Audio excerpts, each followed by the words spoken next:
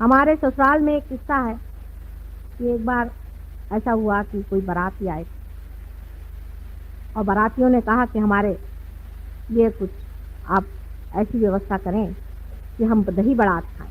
बारातियों के ज़रा नखरे होते हैं और जाड़े के दिनों में लोगों ने कहा कि भाई इस वक्त दही बड़ा बनाना बहुत मुश्किल है, क्योंकि जाड़े में दही बड़ा शाम के वक्त बनाया नहीं जाता।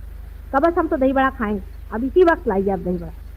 तो एक बाबा जी वहाँ रहते थे, उनका पता चला।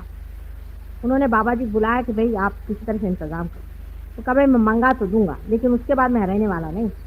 कहते ठीक है मंगा दीजिए। उन्होंने एक खिड़की बंद कर ली, दूसरी खिड़की बंद कर ली, दरवाज़ा बंद कर दिया और उसके बाद कहा कि देखो आ गया आपका दही बड़ा, खाइए। वहाँ सब दही बड़े आ गए, लोगों ने दही बड़ा खाना शुरू कर दिया, बड़े खुश हुए। बाबा जी भाग, रातों रात बाबा जी जान बचाकर भाग। लोगों को समझ नहीं आया कि बाबा जी क्यों भागे। दूसरे दिन सवेरे वहाँ मांग लोग होते हैं, एक शूद्र जाति की जो आती है और खाना वाना सब बटोर कर ले जाए। वो आए और उन्होंने देखा बर्तन वगैरह को, कहने अरे हमारे कुल्हड़ कौन उठा के लाया, ये तो हमारे कुल्हड़ थे, ये कौन उठा के लाया। वो जो विवाह था संपन्न तो हुआ था, इससे लड़की विदा हो गई, नहीं तो कोई लड़की को भी विदा नहीं करती। वजह ये थी कि सब लोग बहुत नाराज हो गए, कहने लगे कि ये कौन लेकर के आया। हमारे पूर्वजों में समझ लीजिए हमारे पिता के ही थे, लोग इन सब चीजों में विश्वास ही नहीं करते थे। इसे भानामती कहा जाता था महाराष्ट्र में। पहले ऐसी चीजों में कोई भी विश्वास नहीं करता था कि ऊपर से कुछ चीज चली आ गई और उन्होंने दही बड़े खा लिए। अब क्या परमात्मा को कोई और धंधा नहीं दही बड़े खिलाने के सिवा? आप लोगों को भी सोचना चाहिए कि आप लोगों को दही बड़े खिलाने का ही उनको एक धंधा बचा हुआ।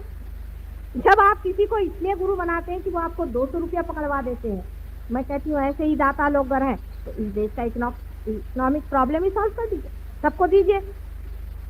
घड़ियां मंगाते हैं स्विट्जरलैंड से बनी हुई, एक भगवान से बनी हुई घड़ी मंगा दे तो मान ले बात। इस चीज को सोच लेना चाहिए कि हम लोग उसी सुप्रीम को पाना चाहते हैं, उसी परम को पाना चाहते हैं।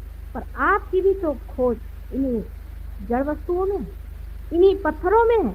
इसीलिए आप इन लोगों को गुरु मानते। रुपया भी जाता है, पैसा भी जाता है। जब आपका सब पैसा निकल जाता है तब आप मेरे पास आते हैं। कल ही एक स्त्री आई थी, आपने देखा था किस तरह से नाच रही थी, कूद रही थी। मैंने कहा आप क्यों आई भाई? कहने लगे क्या करें आप तो हम ऐसे हो गए। मैंने कहा अच्छा है, लोग पागल तुम्हें बनाए और पागल खाना मैंने खोल रखा।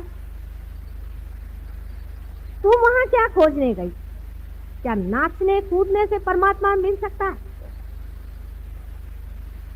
हमारे मानव के जितने भी कायदे कानून बने हैं उसमें उन लोगों को इसका अंदाज ही नहीं है कि मनुष्य कितना घृणित हो सकता है। जिन्होंने भी बनाए हैं बहुत शालीन और अच्छे शुभ लोग थे, उन्होंने उस घृणता को और उस दुष्टता को पहचाना ही नहीं कि मनुष्य अंदर से कितने गंदे कामों में फंसा हुआ। अगर वो लोग जान जाए तो नए कायदे बनाने पड़ेंगे इन लोगों को सबको पकड़ने के लिए। ईसा मसीह को तो इन्होंने उठाकर सूली पे चढ़ा दिया, तो आसान था, लेकिन इन लोगों को तो कोई पकड़ ही नहीं पाता, जो रात दिन आपसे रुपया खसोट करके और आप लोगों का सर्वनाश करने पर लगे हैं और कल आपके बच्चों को पागल खाने में भेजने के लिए तैयार बैठे हुए। कभी आप लोग इधर भी आंख उठा कर और सोचिए कि ये क्या है। परमात्मा के नाम पर जड़ वस्तुओं को बांटना कहाँ की भलमानसियत। आप भी क्या कभी सोचते नहीं?